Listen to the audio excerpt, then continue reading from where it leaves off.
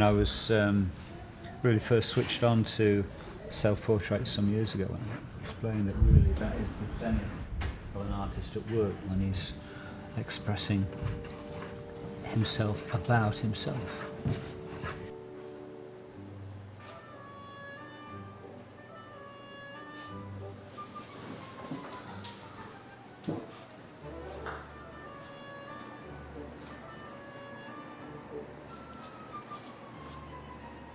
Well, in the studio, we do exclusively work in self-portrait. It's the entire thrust, really, of where we're going in this part of the world. I have to say, we would normally be working from photographs, but I'm very keen that none of my photographic work actually goes onto the screen, so therefore we're working from mirrors today, which is what we would have started off when students first came here, doing more mirror work. This is leading 21st century art, really. If you look at David Hockney, for instance, who very great artist, but that's very much the 20th century. I think we've moved on from there.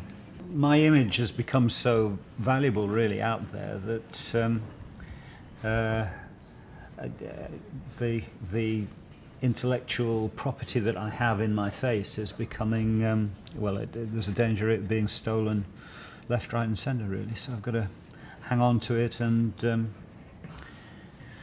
right, Stephen, I just want you to get that nice and sharp, that focus. I want you to get the lighting right so that I can actually take the photograph remotely. And that... Did you just press the shutter then? No.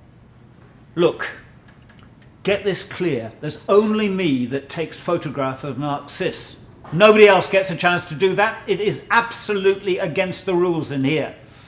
Now I'm going to go away and you're going to delete that from the file. Is that clear? And if you make another mistake like that, then you're out of here, right?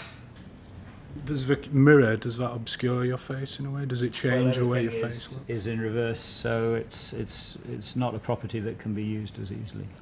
It's about the human face viewed from the person themselves. That's the key thing. Well, I'm just getting ready to go out and do the BP Portrait Awards, National Portrait Gallery.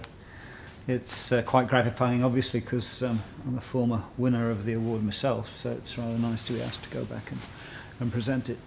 So what I'm going to do is I'm going to wear this mask for the occasion. I'm comfortable in public, but I don't. My intellectual property is being stolen all the time. People are using my image.